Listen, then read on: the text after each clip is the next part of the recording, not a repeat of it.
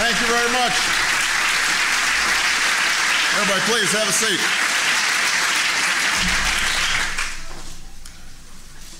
Good morning, everybody.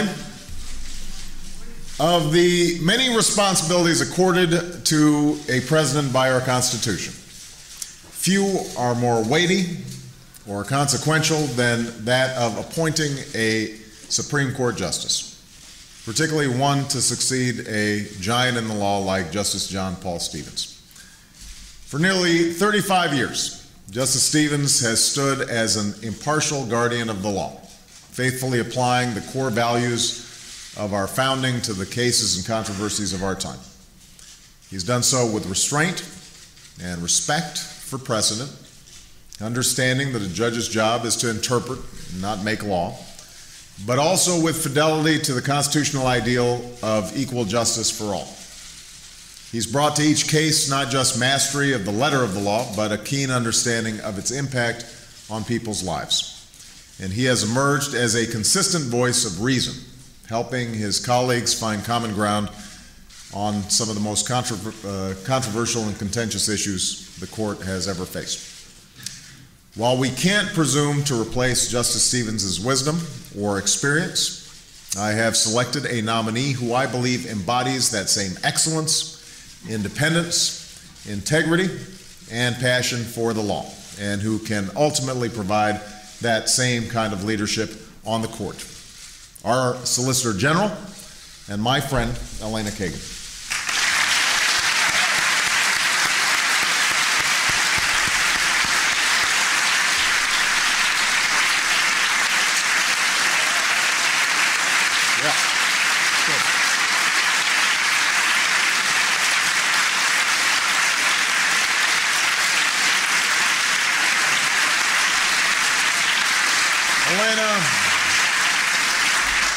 Elena is widely regarded as one of the nation's foremost legal minds. She's an acclaimed legal scholar with a rich understanding of constitutional law.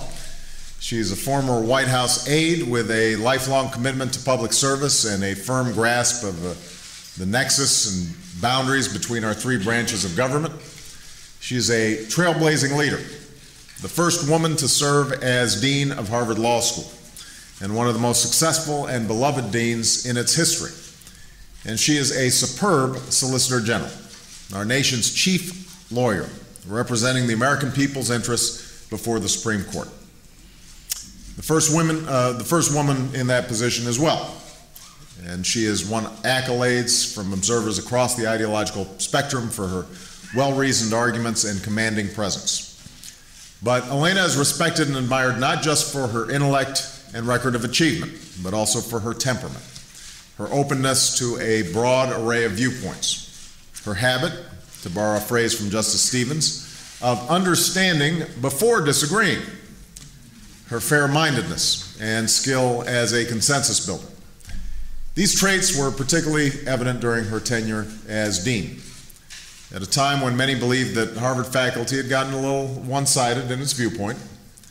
She sought to recruit prominent conservative scholars and spur a healthy debate on campus. And she encouraged students from all backgrounds to respectfully exchange ideas and seek common ground, because she believes, as I do, that exposure to a broad array of perspectives is the foundation not just for a sound legal education, but of a successful life in the law. And this appreciation for diverse views may also come in handy as a diehard Mets fan, serving alongside her new colleague, Yankees fan Justice Sotomayor, who I believe has ordered a pinstripe robe for the occasion. But while Elena had a brilliant career in academia, her passion for the law is anything but academic. She's often referred to Supreme Court Justice Thurgood Marshall, for whom she clerked, as her hero. I understand that he reciprocated by calling her Shorty. Nonetheless, she credits him with reminding her that, as she put it, behind law there are stories. Stories of people's lives as shaped by the law, stories of people's lives as might be changed by the law.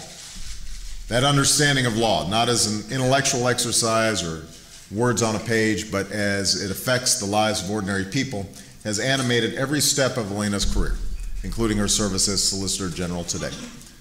During her time in this office, she's repeatedly defended the rights of shareholders and ordinary citizens against unscrupulous corporations.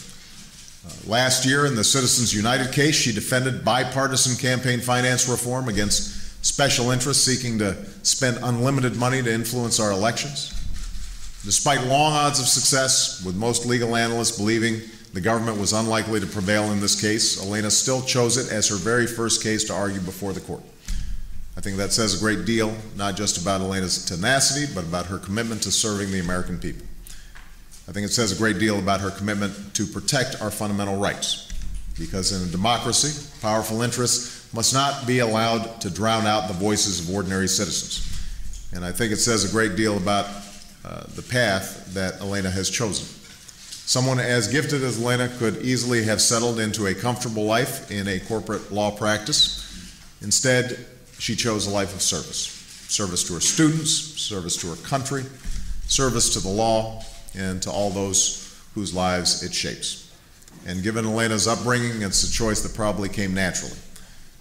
Elena's the granddaughter of immigrants whose mother was for 20 years a beloved public school teacher, as are her two brothers who are here today. Her father was a housing lawyer devoted to the rights of tenants. Both were the first in their families to attend college. And from an early age, they instilled in Elena not just the value of a good education, but the importance of using it to serve others. As she recalled during her Solicitor General confirmation hearings, both my parents wanted me to succeed in my chosen profession. But more than that, both drilled into me the importance of service, character, and integrity. Elena's also spoken movingly about how her mother had grown up at a time when women had few opportunities to pursue their ambitions, and took great joy in watching her daughter do so. Neither she nor Elena's father lived to see this day, but I think her mother would relish this moment. I think she would relish, as I do, the prospect of three women taking their seat on the nation's highest court for the first time in history.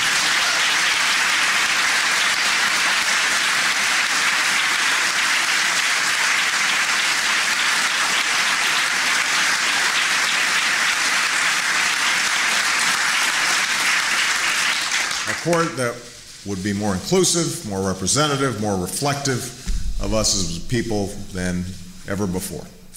And I think they would be tremendously proud of their daughter, a great lawyer, a great teacher, and a devoted public servant who I am confident will make an outstanding Supreme Court justice. So I hope that the Senate will act in a bipartisan fashion, as they did in confirming Elena to be our Solicitor General last year, and that they will do so as swiftly as possible so she can get busy and take her seat in time to fully participate in the work of the court this fall. With that, I would like to invite the person who I believe will be the next Supreme Court Justice of the United States, Elena Kagan, to say a few words.